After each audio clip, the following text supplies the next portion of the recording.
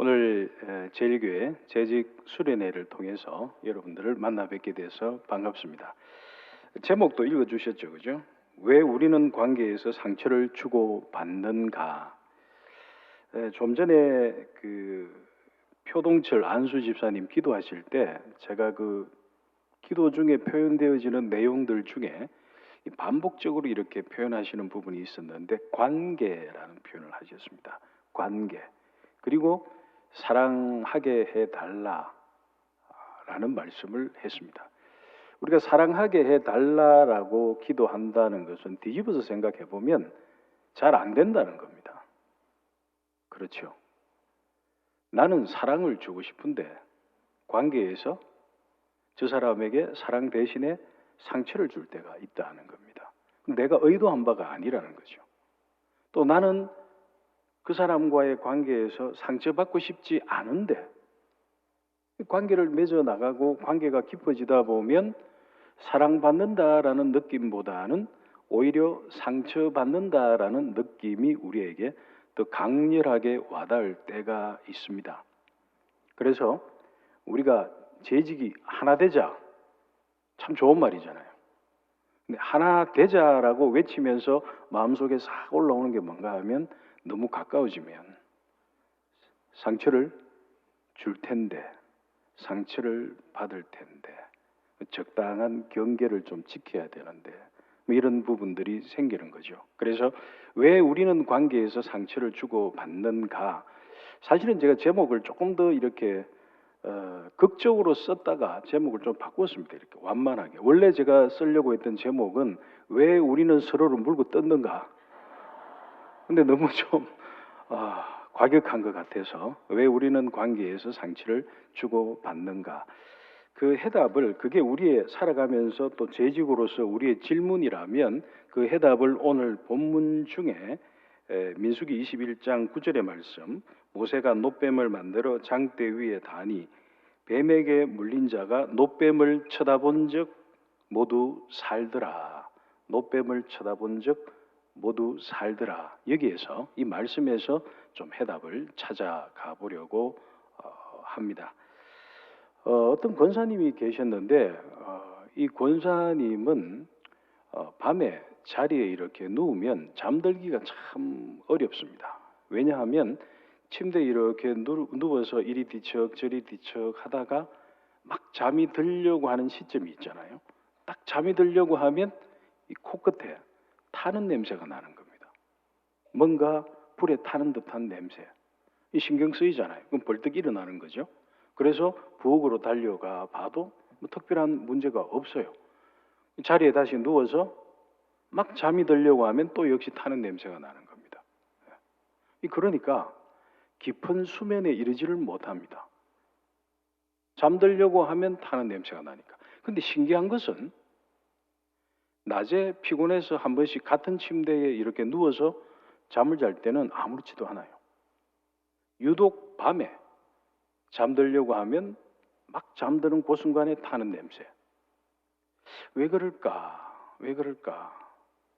기도하면서 곰곰이 생각하다 보니까 내가 전혀 잊어버리고 있었던 하나의 과거의 기억이 떠올랐습니다.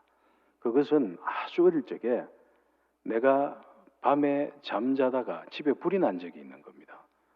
근데 잊어버리고 살고 있었어요. 세월이 흘렀으니까.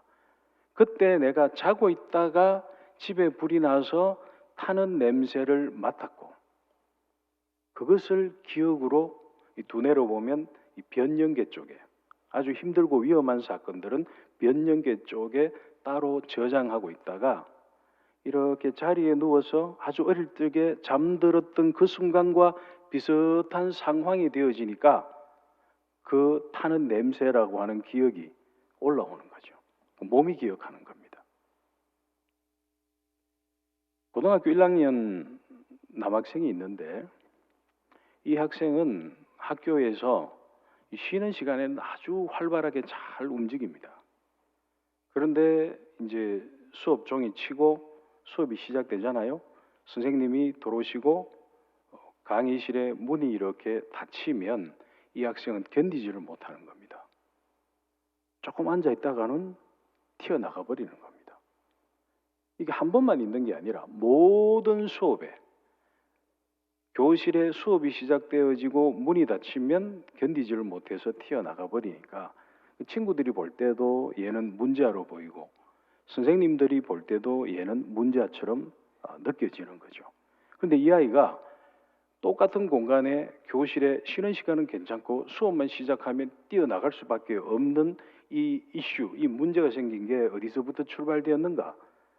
이 기억을 이렇게 거슬러 가보면 초등학교 1학년 때 학교 입학하고 얼마 되지 않아서 친구들이 장난으로 이 친구를 붙잡아다가 급식을 위해서 우유를 보관해 두는 우유 냉장고 있죠. 그 우유 냉장고에다 집어넣어 버렸어요. 그리고 문을 잠그어 버렸습니다. 자, 그러니까 이 친구가 갑자기 우유 냉장고에 갇혔고, 그래서 문을 열려고 하니까 열리지 않고, 고함을 질려도 아무도 오지 않고, 혼자서 우유 냉장고에 그 차가운 곳에 갇혀 있는 겁니다. 머릿속에 어떤 생각이 들었겠습니까? 나는 이 우유 냉장고에서 이렇게 죽는구나. 감정적으로는 공포, 불안, 이런 것들이 엄습해 왔을 겁니다. 심장이 찢어지는 듯한 느낌, 또는 심장이 너무 막 빨리 뛰는 느낌, 몸이 얼어붙는 듯한 느낌들, 이런 느낌들을 이제 간직하면서 우유 냉장고에 갇혀 있는 거죠. 시간이 좀 지나서 어차피 장난이었으니까 친구들이 다시 돌아와서 우유 냉장고 문을 열어줬습니다. 그래서 나와서 살 수 있었습니다. 그런데 그때 이후부터 이 학생에게 생긴 일종의 증상이 내가 우유 냉장고 비슷한 곳에 갇혔다. 내가 특정 공간에 갇혔다. 이런 느낌이 들면 숨을 쉴 수가 없고 가슴이 답답한 느낌이 들어서 뛰쳐나갈 수밖에 없는 겁니다. 자, 학교 교실과 연결지어서 한번 생각을 해보면 쉬는 시간에는 문도 열려 있고 자유롭게 왔다 갔다 할 수 있습니다. 그런데 선생님이 들어오시고 수업이 시작되어지면 문이 닫히잖아요. 문이 닫힐 때 교실은 좀 큰 공간임에도 불구하고 이 학생은 문이 닫힌 것을 나는 갇혔다. 우유 냉장고 비슷한 곳에 갇혔다로 인식하게 됩니다. 특히 또 여름이 되면 요즘 학교 시설이 좋지 않습니까? 머리 위에서 여름에 차가운 에어컨 바람이 이렇게 내려와요. 그죠? 그러면 머리 위에서 차가운 에어컨 바람을 느끼면서 교실 안에 있는 이 상황을 이 학생은 어떻게 인식하겠습니까? 내가 우유 냉장고에 갇혔다로 인식하게 되고, 그러면서 우유 냉장고에 갇혔을 때 했던 생각, 나는 이렇게 죽는구나. 그리고 이 숨이 막 쉬어지지 않는 느낌, 공포, 이런 것들이 밀려오니까 뛰쳐나갈 수밖에 없는 거죠. 멀쩡하게 잘 생활하다가 우리가 트리거라고 하는 것에 딱 노출되어지게 되면 이상한 행동을 할 수 있습니다. 제가 방금 트리거라는 단어를 사용했는데 번역을 굳이 하자면 방아쇠라는 뜻입니다. 방아쇠. 보통 때는 괜찮아요. 멀쩡해요. 그런데 내가 아주 힘든 일을 겪었던 과거의 기억 속의 그 장면, 그 대상, 그 상황과 비슷하다고 인식하게 되면 내가 트라우마를 겪었을 때 내가 보였던 반응을 보이게 되는 거죠. 그것은 남들은 볼 때 이해하기 힘든 행동입니다. 내가 누군가에게 화를 내고 있어요. 상대가 볼 때는 저 사람이 지금 왜 화를 내지? 화낼 상황이 아닌데. 근데 이 사람이 화를 낼 때는 지금 현재 이 상황, 이 대상과의 관계에서 과거에 자기가 겪었던 트라우마 사건 속에서 견딜 수 없었던 그 기억이 현재 이 상황에서 그 사람과의 관계에서 생생하게 재경험되어지는 거죠. 과거의 사건과 현재의 내가 겪고 있는 이 일을 구분하는 게 잘 안 되어지는 게 트리거가 우리에게 미치는 악영향이라고 볼 수 있을 겁니다. 이런 관점에서 침대에 아까 누우셨던 그 권사님, 누워서 잠들려고 하면 타는 냄새가 나잖아요. 그럼 이분에게 트리거는 뭐겠습니까? 누워서 밤에 자다가 어릴 적에 불이 났던 그 상황이 내가 밤에 누워서 세월이 많이 흘렀음에도 불구하고 밤에 누워서 침대에서 딱 잠들려고 하는 상황하고 딱 마주치는 겁니다. 그러면 영락 없이 그게 트리거가 되어서 내 코에 타는 냄새가 나는 거죠. 타는 냄새가 난다는 것은 어떻게 보면 인간의 생물학적인 메커니즘으로 보면 지금 위험하다, 빨리 피해라, 빨리 도망가라, 그런 메시지를 우리에게 주고 있다라고도 볼 수 있을 겁니다. 또 방금 두 번째로 예를 들었던 우유 냉장고에 갇혔던 그 아이는 교실에 문이 딱 닫히는 이 상황, 특히 여름에 에어컨 바람이 머리 위에 이렇게 떨어질 때 그게 우유 냉장고에 갇힌 것과 똑같은 이 공포와 불안을 형성하게 만들 겁니다. 자, 이런 맥락을 가지고 오늘 본문 말씀을 다시 한번, 우리가 잘 아는 말씀이잖아요. 한번 보시게 됩니다. 보시게 되면 이스라엘 백성들이 출애굽을 했죠. 약속의 땅 가나안 땅을 향해서 한 마음으로 이렇게 가고 있습니다. 가다 보니까 이 에돔 땅을 질러가면, 에돔 땅을 통과해서 가면 가나안 땅까지 가기에 꽤 많은 시간을 단축할 수 있다. 그래서 에돔 왕에게 에돔 땅을 통과하여 지나가게 해달라 간청을 했는데, 에돔 왕이 우리 땅을 지나가면 내가 칼을 들고 나와서 병사들을 이끌고 나와서 너희들하고 전쟁할 거다, 가만두지 않을 거다. 그럼 갈 수가 없잖아요. 그래서 이제 빙 둘러서 가는 겁니다. 그러다 보니까 오늘 본문 말씀에 보면 이스라엘 백성들이 길로 인하여 어떻게 됐다고 했습니까? 마음이 상했다고 했습니다. 마음이 일단 딱 상해버리니까 모든 게 이제 불평, 원망이 되는 겁니다. 이스라엘 백성들이 매일같이 마시는 물, 매일같이 먹는 음식 너무 싫다는 겁니다. 이 불평이 아니고 성경에 보면 원망이라고 하지 않습니까? 그죠?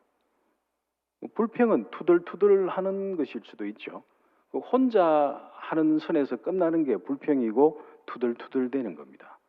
그런데 이 성경 말씀에 기록되어 있는 이 원망이라고 하는 단어의 원어적인 의미는 하나님을 대적하고 이스라엘의 지도자 모세를 대적하는 겁니다. 그래서 영어 성경에 보면 against God, against 모세 이렇게 되어 있습니다.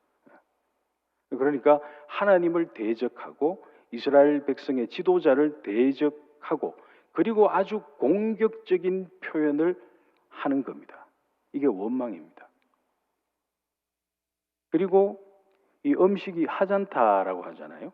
하잔타라는 이 표현도 영어 성경에 보면 miserable food 이렇게 되어 있습니다. miserable하다. 너무 이 음식이 너무 비참하다. 그렇게 이제 받아들여지게 되는 거죠. 이제 그렇게 막 원망을 하니까 하나님께서 오늘 성경 말씀에 보시게 되면 어디입니까? 6절에 보시면 여호와께서 불뱀들을 백성 중에 보내어 백성을 물게 하심으로 이스라엘 백성 중에 죽은 자가 많은지라. 하나님께서 불뱀을 이스라엘 백성들에게 보내서 물어 죽게 했다. 사실 성경에 이렇게 기록이 되어 있는데 어떻게 보면 이 일을 경험한 이스라엘 백성들의 주관적인 해석일 수도 있을 겁니다. 물론 또 이게 맞을 수도 있고. 그런데 저는 이 성경을 보면서 이런 생각을 해봤습니다. 그동안 이스라엘 백성들에게 하나님의 은혜가 계속 이렇게 내려서 이스라엘 백성들은 인식하지 못했지만 그들이 광야 생활하는 동안에 늘 뱀들이 득실득실, 여기 불뱀이라고 하는 것은 독이 가득한 뱀을 말하는 거거든요. 독이 꽉 차 있는 뱀들이 늘 득실득실 이스라엘 백성들 가까이에 있었는데, 생활 속에 있었는데 하나님의 은혜로 무사할 수 있었다. 그런데 이들이 원망함으로써 하나님의 은혜가 멈추어 버리니까 이제 자연 현상 속에 많이 있던 뱀들이 이스라엘 백성들을 물기 시작했고, 그래서 이스라엘 백성들은 물린 자마다 죽게 되었다. 이렇게 볼 수 있을 겁니다. 자, 이스라엘 백성들은 광야 생활을 하고 한 곳에 정착하지 않고 약속의 땅 가나안 땅을 향해 가고 있잖아요. 그러다 보니까 가옥 구조가 이렇게 뭐 콘크리트하고 뭐 그런 구조가 아니잖아요. 텐트 생활, 천막 생활이죠. 허술하죠. 언제든지 불뱀이 들어올 수 있는 겁니다. 아침이 됐는데 아버지가 일어나시지 않아서 들어가 보니까 아버지가 주무시다가 불뱀에게 물려서 돌아가신 겁니다. 어머니가 음식을 이렇게 준비하시다가 불뱀에게 물려서 몸이 퉁퉁 불어서 막 고통스러워하다가 돌아가십니다. 내 사랑하는 동생이 친구들하고 밖에서 놀다가 불뱀에게 물려서 죽습니다. 내 가까운 사람들, 지인들이 생활 속에서 계속해서 불뱀에게 물리고 고통받다가 죽는 겁니다. 눈 떠보면 여러 사람이 죽어 있고 생활 전반에 불뱀 트라우마가 생겼다고 볼 수 있을 겁니다. 자, 그러면 내 가까운 사람들이 불뱀에게 물려서 이렇게 죽는 걸 내가 눈으로 봐요. 그러면 머릿속에 어떤 생각이 들겠습니까? 나도 자칫하다가는 불뱀에게 언제 물려서 죽을지 모른다. 늘 긴장되고 불안하는 거죠. 밥을 먹으면서도 긴장하겠죠. 자려고 누워 있으면서도 뭔가 발가락 사이에 간질간질한 느낌이 든다. 벌떡 일어나서 봐야 되죠.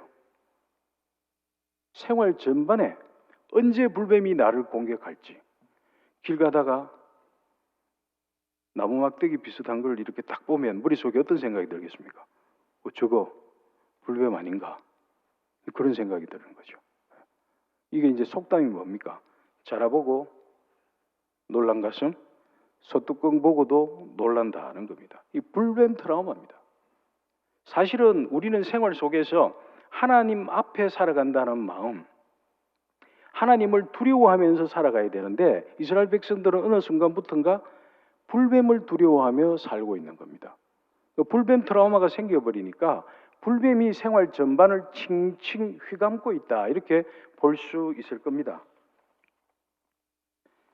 자, 그런데 너무 힘드니까 이스라엘 백성들이 모세에게 요청을 했고 모세가 하나님께 간구하니까 하나님께서 범죄한 이스라엘 백성들에게 하나의 해결책을 제시를 합니다. 민수기 21장 9절에 보시면 모세가 놋뱀을 만들어 장대 위에 달도록 했습니다. 그렇죠, 그죠? 불뱀하고 똑같은 모양의 놋뱀을 만들어서 장대 위에 매달게 하고, 그리고 지금 뱀에게 물려서 고통받는 사람들, 고통받는 이스라엘 백성들 한번 쳐다봐라. 쳐다보면 모두 다 산다라고 일종의 처방안을 제시를 했습니다. 자, 제가 이 점에 여러분들에게 한번 여쭤보겠습니다. 불뱀에게 물린 자마다 딴 어려운 방법이 있는 것이 아니라 장대 위에 놋으로 만든 뱀을 하나 달아 놓았으니까 그거 쳐다보면 산다. 이 처방은 쉬운 방법입니까? 어려운 방법입니까? 쉬운 방법. 어려운 방법일 수도 있나요? 사실은 제가 생각할 때는 너무 어려운 방법입니다. 장대 위에다가 불뱀하고 똑같은 놋뱀을 달아 놓았다고 말하지 않고 장대 위에 예쁜 꽃을 하나 매달아 놓았다. 아니면 해바라기를 하나 이렇게 매달아 놓았다. 요거 쳐다보면 산다. 그러면 쳐다보기가 참 쉬울 수 있습니다. 그런데 불뱀에게 물려서 돌아가신 가족이 있는 사람들, 사랑하는 사람을 잃어버린 사람들, 또 내가 불뱀에게 물려서 지금 고통받고 있는데 장대 위에다가 똑같은 놋뱀을 만들어 놨다. 쳐다봐라. 무서워서 볼 수가 없어요. 내가 쳐다보려고 하면 머릿속에 수많은 장면들이 지나가겠죠. 아버지가 어떻게 불뱀에게 고통받았는지, 어머니가 어떻게 돌아가셨는지, 내 동생이 어떻게 죽었는지, 내가 불뱀에게 물려서 지금 고통받고 있는 이 상황이 얼마나 비참한지. 그래서 불뱀을 쳐다보려고 하면 나의 트라우마가 생생하게 재경험되어질 것 같아서 쳐다보기 어렵습니다. 이스라엘 백성들은 불뱀을 우리에게서 떠나가게 해달라고 했는데 하나님은 불뱀을 떠나가게 하지 않았습니다. 오히려 그 뱀을 쳐다보라고 하셨습니다. 쳐다본다, 산다. 이 쳐다보는 것하고 사는 것하고 어떤 연결점이 있을까? 쳐다본다라는 말에 성서적인 의미를 담아서 표현하면 직면입니다. 직면. confrontation, 내가 피하고 있고 내가 바라보지 못하고 있고 내가 자꾸 피하고 도망가는 그 상황, 그 장면을 다시 용기를 내어서 담담하게 한번 쳐다보라는 겁니다. 쳐다보면 저거 불뱀이 아니라 노수로 만든 가짜 뱀이네. 별것 아니네. 내가 그렇게 무서워하고 두려워했던 대상은 별것 아니네. 우리가 한 번씩 공포 영화를 보시잖아요. 이 공포 영화를 이렇게 보다 보면 정말 무서운 장면이 나올 때쯤 되면 음악이 벌써 나를 긴장하고 무섭게 아주 이제 음악이 깔리죠, 그죠? 그러다가 음악이 짱 하는 그 순간 그 아주 무서워하는 장면이 딱 보입니다. 자, 그럴 때 두 가지의 반응을 우리는 선택할 수 있습니다. 첫 번째 반응은 짱 하는 그 순간 눈을 감아버린다. 눈을 감고 조금 있으면 그 장면은 지나가는 거죠. 반면에 짱 하는 그 순간 두 눈을 부릅뜨고 그 장면을 보는 분이 있습니다. 여러분은 어디에 해당되십니까? 또 어떤 분은 뭐 손으로 이렇게 가리고 보시는 분도 있던데, 두 눈을 부릅뜨고 그 장면을 보신 분들은 대부분 보면 반응이 별것 아니네. 제작비를 별로 안 썼네. 저 정도 가지고 나를 공포스럽게 한다고? 이런 생각이 들어요. 그런데 제작자가 의도하는 바는 뭔가 하면 짱 하는 그 순간에 우리가 눈을 감기를 원합니다. 눈을 감아버리면 내가 상상할 수 있는 가장 공포스러운 장면을 내 스스로 만들어내는 겁니다. 그래서 눈을 감았고 그 장면이 지나가고 나면 우리는 다행인 것 같지만 사실은 제작자의 의도대로 되게 깊은 공포를 경험하게 됩니다. 쳐다보지 못하면 그것은 나를 공포스럽게 하고 나를 힘들게 합니다. 그러나 직면에서 나를 힘들게 하는 그 상황, 그 장면을 내가 쳐다볼 수 있으면 별것 아니네. 괜찮네. 그것이 우리 모두를 살게 하는 것입니다.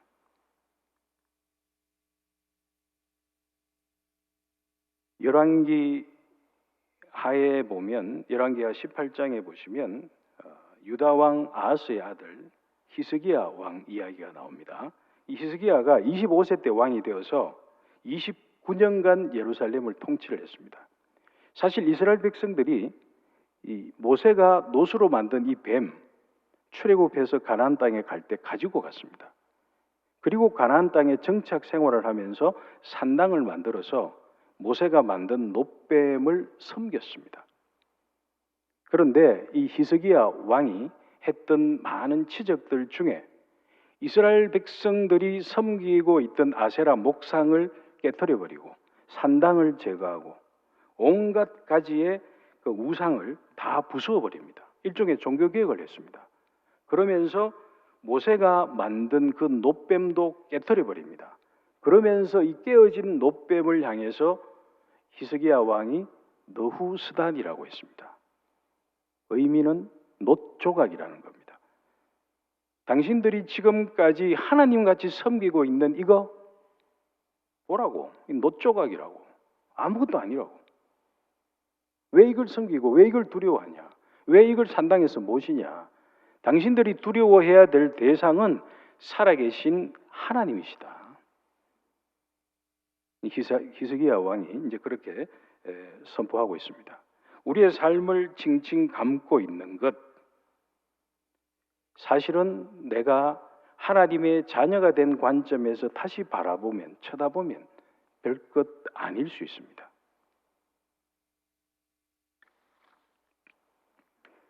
이 40대 후반에 중소기업 사장님이 한 분 계십니다. 이분이 창업을 해가지고 성공적으로 기업을 경영해서 직원들이 몇백 명이 돼요.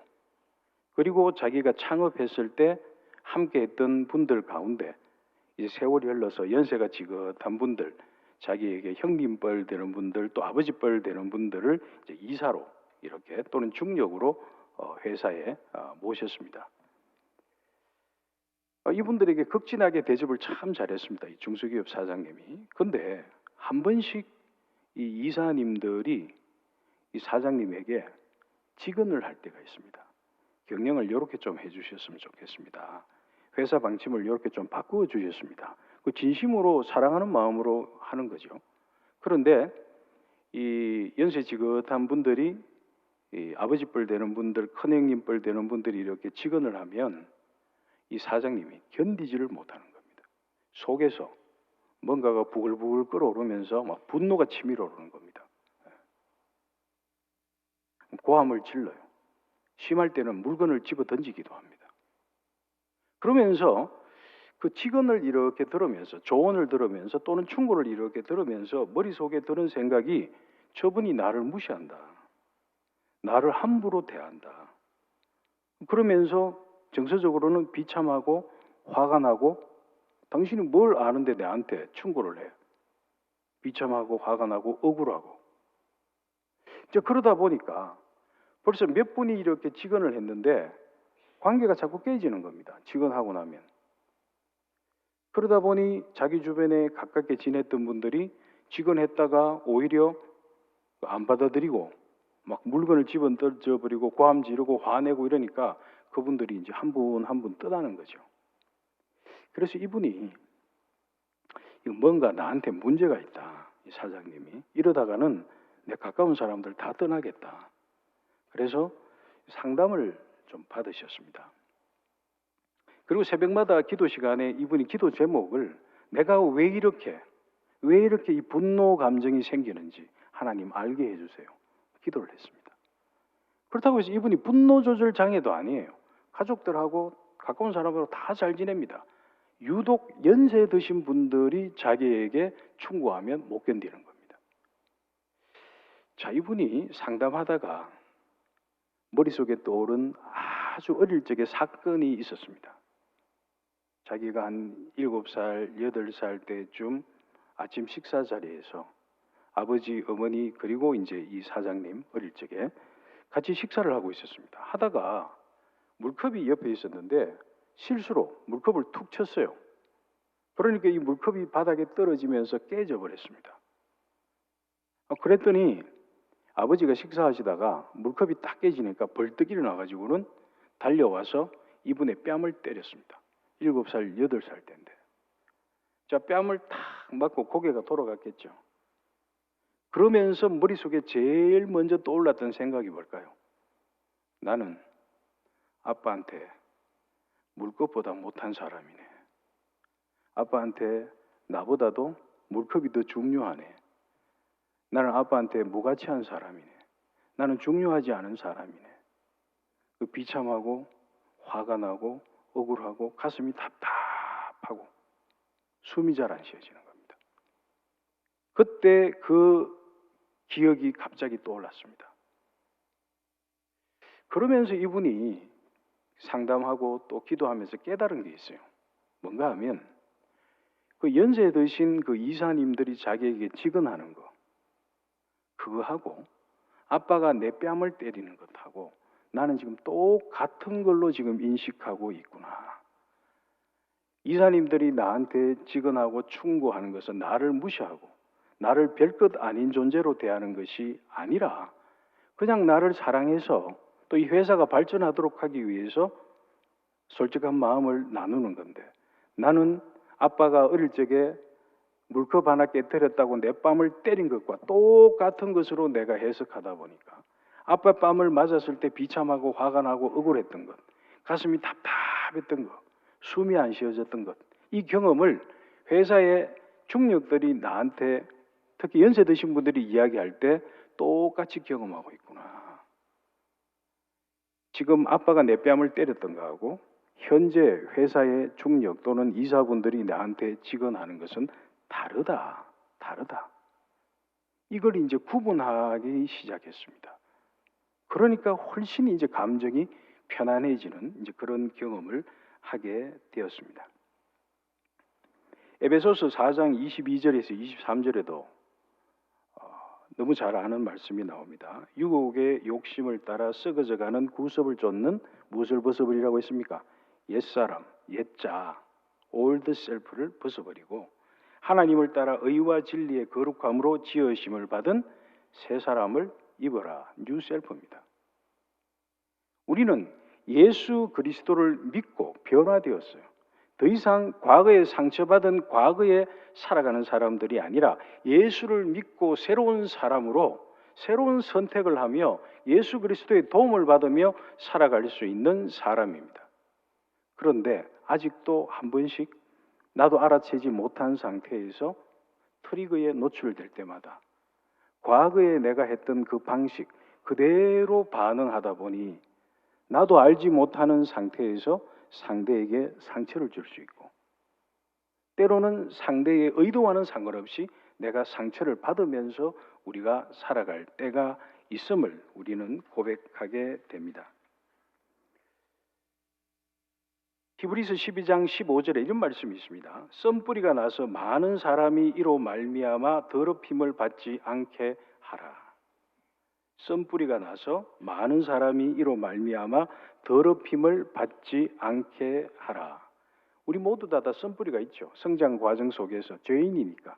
그렇죠, 그죠? 특별히 이 죄인이라는 것이 불완전하다는 거잖아요. 그러다 보니 부모님도 나에게 온전히 사랑을 참 주셨으면 좋겠는데 마음은 사랑을 충만하게 주고 싶은데 본의 아니게 상처 줄 수 있고 나를 방임할 수 있고 방치할 수 있고 때로는 학대를 할 수도 있고 그게 나한테는 다 썬뿌리가 되는 거죠.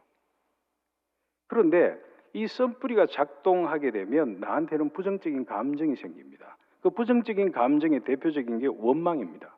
이 이스라엘 백성들도 지금 원망하잖아요. 근데 신기한 것은 내가 원망하기 시작하면 이 원망의 감정이 교회 공동체에 알게 모르게 영향을 미칩니다. 오염시킵니다. 내가 원망하면 내 옆에 있는 사람도 원망하게 되고 또 그 사람 옆에 있는 사람도 원망하게 되고 점점 그렇게 되어지다 보면 교회 공동체가 원망의 공동체가 될 수 있습니다.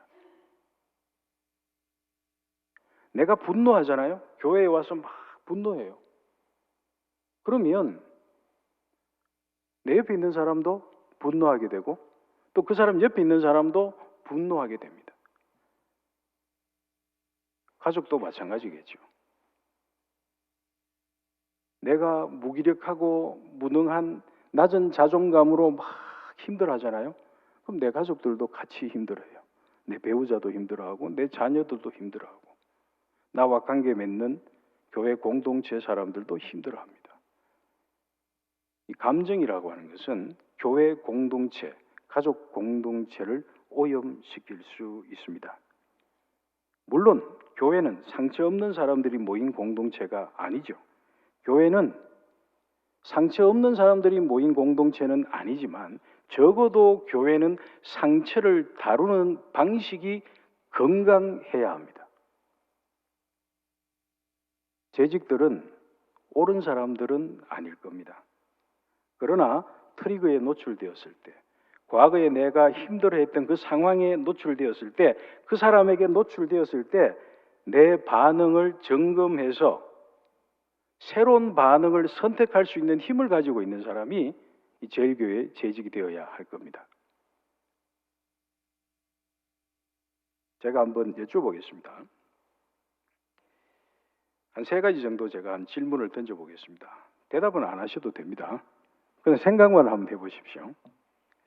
첫째, 나는 교회에서 어떤 상황에서 누구에게 가장 예민하게, 과민하게 반응하는가? 어떻게 보면 내가 예민하게, 과민하게 반응하는 그 사람은 과거의 나의 트리거와 연결되어 있을 가능성이 있습니다. 또는 나의 트라우마와 연결될 수 있고 그래서 예민하게 반응하다 보면 그 사람에게 상처 줄 수 있습니다. 두 번째, 나는 주로 누구에게 또 어떤 사람에게 상처를 받고 있는가? 한번 쳐다봐야 됩니다. 내가 저 사람한테 왜 자꾸 상처받지? 객관화해서 과거의 사건을 떠나서 현재의 관점에서 그 사람과의 관계를 다시 쳐다볼 수 있어야 됩니다. 제가 좀 적용해 볼 수 있도록 몇 개의 사례를 가지고 왔습니다. 사례를 한번 보도록 하겠습니다. 제가 쭉 이렇게 이제 강의처럼 말씀을 드렸으니까 또 저는 또 직업병이 있어가지고 복습, 리뷰를 좀 할 필요가 있겠죠, 그죠? 예. 자, 한번 띄워 주십시오. 잘 보이십니까? 제가 한번 읽어보겠습니다. 첫 번째 사례. 이용준 집사 41세는 이 가명입니다. 혹시 이용준 집사님 계시면 놀라지 않으셔도 됩니다. 이용준 집사는 중등부 교사로 봉사하면서 담당 부서의 부장 장로님과 대화하는 것을 몹시 불편하게 여긴다. 특히 부장 장로님으로부터 새로운 임무를 부여받으면 너무 긴장하고 불안하여 깊게 잠들기 어렵다. 그는 같은 부서 교사들의 피드백에도 매우 예민하다. 이 집사의 아버지는 아들의 노력을 잘 인정해 주지 않는 매우 비판적인 부모였다. 가장 힘든 기억으로는 초등학교 1학년 때 90점을 받은 국어 성적표 때문에 아버지에게 회초리로 맞은 사건이다. 자, 첫 번째 질문. 이용준 집사를 긴장하고 불안하게 만드는 트리거는 무엇일까요? 자, 우선 보면 부장 장로님이 계세요. 그죠? 부장 장로님이 이 집사님하고 대화하려고 이렇게 다가오잖아요. 그럼 이 집사님은 자꾸 뒤로 물러나요. 불편해합니다. 그런데 이 장로님은 이 집사님을 귀하게 여겨서 이 중동부의 뭐 프로그램이나 이런 부분들을 좀 기획해봐라, 좀 준비해봐라. 그러면 대답은 예라고 하지만 그때부터는 이제 잠이 안 오는 겁니다. 너무 불안하고 너무 긴장되는 거예요. 잠을 잘 수가 없는 겁니다. 자, 그러면 조금 전에 제가 트리거라고 하는 걸 말씀을 드렸잖아요. 부장 장로님이 이용준 집사님에게 이렇게 다가오는 것을 이용준 집사님은 눈으로는 장로님이다, 부장 장로님이다라고 생각하지만 마음으로, 몸으로는 누구로 경험하고 있을까요? 아버지로 경험하고 있는 거죠. 어떤 아버지? 내가 초등학교 1학년 때 국어 성적 90점을 받았어요. 근데 잘했습니까? 이 정도면? 한 두세 분은 100점 맞아야지. 지금 그렇게 생각하는 분도 계시는 것 같은데, 자, 90점을 받은 성적표를 내놓았는데 아버지가 회초리를 가지고 때리는 겁니다. 자, 맞으면서 용준이라고 하는 초등학교 1학년 어린아이는 어떤 생각을 했을까? 나는 아버지를 만족시키기에는 너무 부족하다. 나는 모자란다. 아버지가 만족하려면 몇 점 받아야 될까요? 100점 받아야 된다. 내가 완벽해야만 아버지를 만족시킬 수 있다. 내가 완벽하지 못하면 나는 어떻게 돼야 됩니까? 회초리로 맞는 겁니다. 자, 장로님이 이용준 집사님에게 임무를 부여하잖아요. 여름 행사 기획을 좀 해보십시오. 자, 그러면 왜 긴장될까요? 여러분을 대신해서 제가 말씀을 드리면, 내가 이 행사 계획을 기획해가지고 장로님에게 보여주면 장로님은 어떻게 만족하실까요? 안 하실까요? 하고 안 하고 상관없이 불만족하실 거다. 그러면 장로님은 이 집사, 내가 회초리를 준비했네. 무릎을 꿇으시오. 그리고 이 장로님이 이 집사님을 때릴까요? 아니죠. 아니에요. 장로님은 이 집사님을 귀하게 여기고 달란트가 많은 분으로 생각하고, 그리고 이 교회 공동체에 기여하기 위해서 판단하고 평가하는 게 아니죠. 그냥 요청하고 도움을 달라고 한 건데, 이 집사님 스스로 장로님을 통해서 자기를 판단하고 평가하고 회초리로 때렸던 무서운 아버지로 스스로 경험하는 거죠.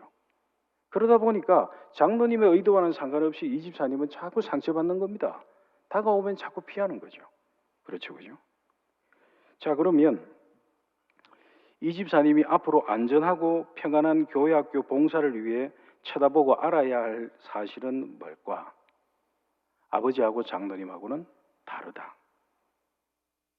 장로님은 나를 아버지처럼 평가하고 판단하지 않는다. 나를 비난하지 않는다.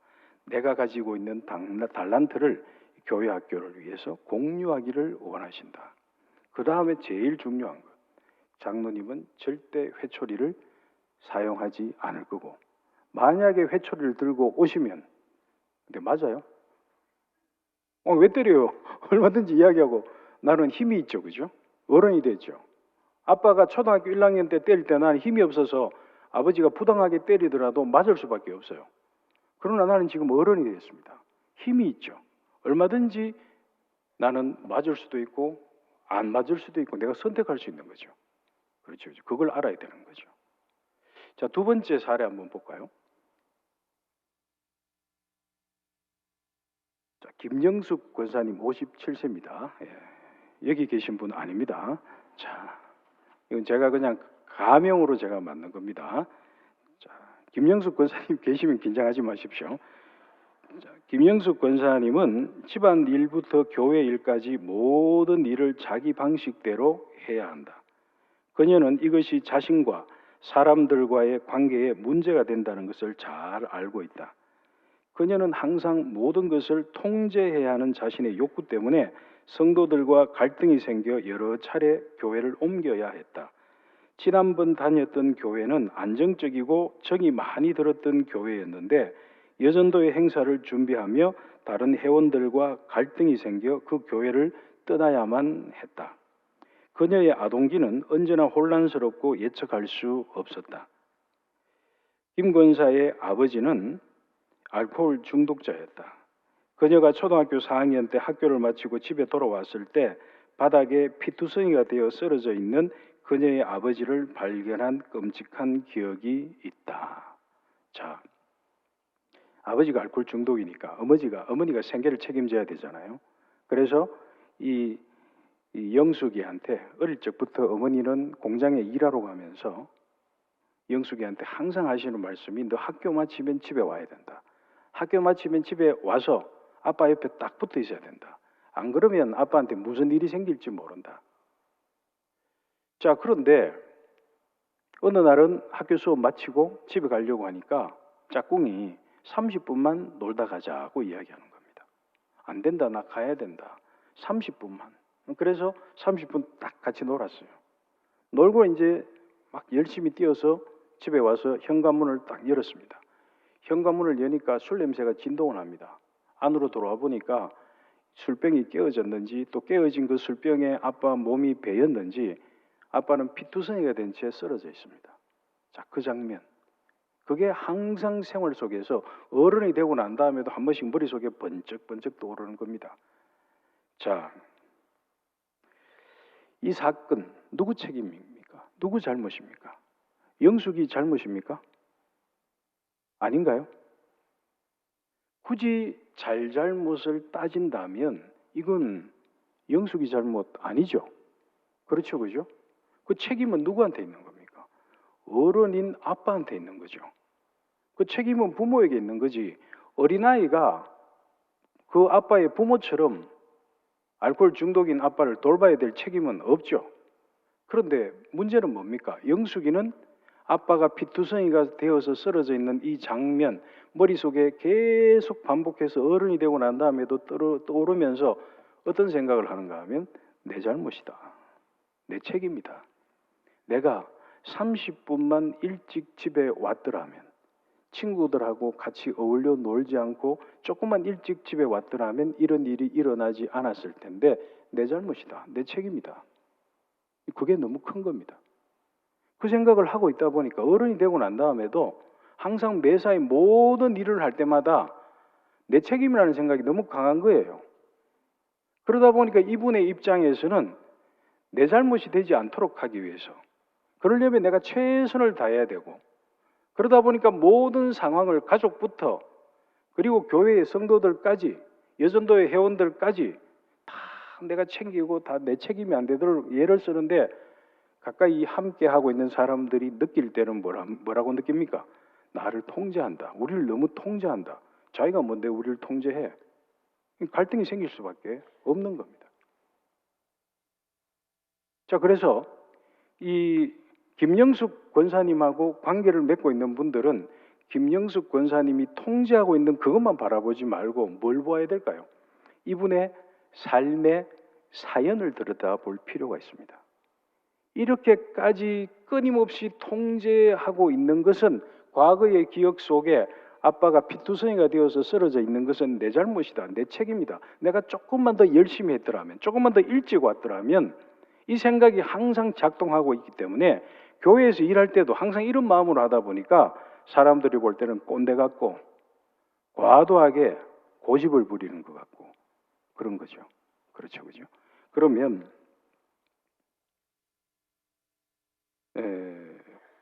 3번 여기 이제 질문해 보면 김 권사님이 쳐다보고 알아야 될 부분은 무엇일까? 뭘 알아야 될까? 이제는 세월이 흘렀죠. 그렇죠, 그죠? 그리고 내가 관계 맺고 있는 이 교회의 성도들은 피투성이가 되어서 쓰러져 있는 아빠가 아니죠. 알코올 중독자도 아니죠. 내가 굳이 다 책임지지 않아도 돼요. 그렇죠. 누가복음 10장에 보면 마리아와 마르다 사건이 나오잖아요. 마리아는 저 좋은 편을 택해서 예수님 말씀 발치에 앉아서 잘 듣고 있고, 마르다는 부지런히 막 일하면서 내 동생은 왜 저래요? 예수님 동생도 좀 일하게 해주세요. 예수님이 뭐라고 하십니까? 저 좋은 편을 택했다. 이것저것 막 하려고 하지 마라. 한 가지만 택해가지고 잘하면 된다. 편안하게 해라. 어찌 보면 이 김영숙 권사님은 막 책임지려고 하기보다는 내 마음속에 평안이 필요하다. 내 마음속에 여유로움이 필요하다. 이 부분에 좀 집중하고 이 부분을 좀 알려고 하는 것이 필요하다고 볼 수 있겠죠. 그죠? 하나 더 볼까요? 사례 세 번째. 어떻게 도움 되십니까? 예, 맞죠? 예. 김다정 집사님이 있습니다. 38세입니다. 재혼한 남편과 치명적인 갈등 때문에 이혼을 심각하게 고려하고 있다. 직장에서는 동료와 상사 모두와 갈등이 생겨 이직을 고민 중이다. 그녀는 하나님께 버림당했다는 느낌 때문에 약 1년 동안 교회를 출석하지 않고 있다. 그녀는 약물 중독자인 어머니 밑에서 자라면서 자주 때로는 며칠씩이나 혼자 남겨졌었다. 또한 몇몇 위탁 가정으로 보내져서 거기서 다시 학대나 방임을 당하기도 했다. 그녀는 6세 때 수개월 동안 위탁 가정에서 불안하고 혼란스럽게 지낸 후 그녀의 어머니가 있는 집으로 돌아왔던 기억을 생활 속에서 반복적으로 떠올리고 있다. 자, 어머니가 이제 뭐 약물 중독 또는 뭐 역시 알코올 중독입니다. 그러다 보니까 아주 어릴 적 기억 속에 기저귀를 갈아줘야 되는데 엄마는 기저귀도 안 갈아주고, 배가 고파서 울어도 아무런 반응이 없고 약에 취해 있고 술에 쩔여 있고, 배가 쫄쫄 굶어도 엄마는 아무런 반응을 하지 않습니다.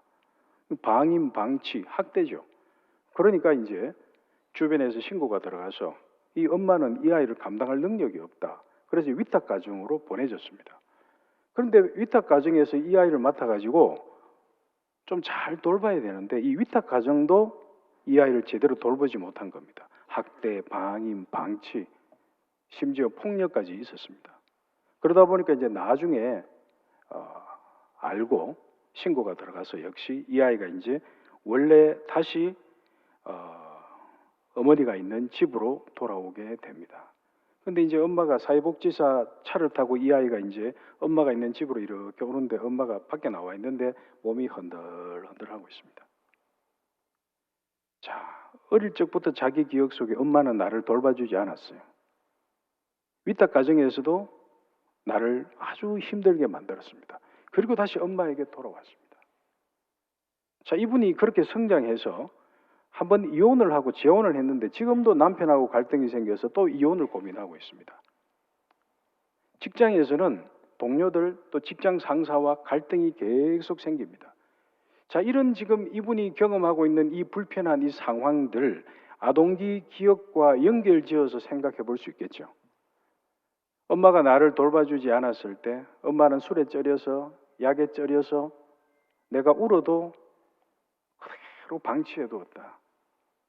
위탁 가정에서도 그런 일들이 있었다. 그러면 이제 그런 기억들이 또 오를 때마다 나는 어떤 사람일 것 같을까요? 나는 안전하지 않다. 나는 안전하지 않다. 나는 위험에 빠져 있다. 나는 이 사람들과의 관계에서 죽을 수도 있다. 또 나는 힘이 없으니까. 그렇죠. 어떻게 보면 첫 결혼에 실패했고 두 번째 결혼에서도 갈등이 생기는 중요한 이유는 그 배우자에게도 문제가 있을 수 있지만 남편과의 관계에서 계속해서 무엇을 느끼겠습니까? 나는 힘이 없다. 나는 안전하지 않다. 나를 지킬 수 없다. 직장 생활에서 동료나 상사와의 관계에서도 마찬가지겠죠. 나는 안전하지 않다. 나는 힘이 없다. 나는 당할 수밖에 없다. 그러다 보니까 또 이직을 고민하는 겁니다. 부모와의 관계에서 사랑받는 느낌을 갖지 못하니까, 버림받은 느낌을 가지니까 하나님과의 관계에서도 자꾸 이제 버림받은 느낌을 가질 수밖에 없는 겁니다. 자, 그러면 여기 질문 중에 2번 김 집사님이 오늘 본문과 관련하여 쳐다보고 알아야 할 부분은 무엇인가? 제일 중요한 것은 뭔가 하면 아주 어릴 적에는 내가 힘이 없으니까 위탁 가정에 보내면 가야 되고 또 위탁 가정에 있다가 다시 엄마한테 보내면 다시 돌아와야 되고 내가 선택할 수 있는 게 하나도 없었죠. 그렇죠, 그죠? 근데 지금 나는 이제 자라서 어른이 되었습니다. 지금은 어릴 때 나와는 달리 힘이 있어요. 선택할 수 있는 힘이 있고 조절할 수 있는 힘이 있습니다. 이혼을 내가 선택했었고 또 다시 이혼하는 것을 선택할 수 있는 힘이 있는 겁니다. 이혼 당하는 게 아니잖아요. 내가 지금 이혼을 할까 말까 고민할 만큼 나는 힘이 있는 사람이죠. 현재 직장에서 갈등이 있어요. 그러면 여기서 내가 좌절하고 무너지는 것이 아니라 내가 이 직장을 계속 다닐까 말까 선택할 수 있는 힘이 있다. 김다정 집사님이 꼭 쳐다보고 알아야 될 게 뭡니까?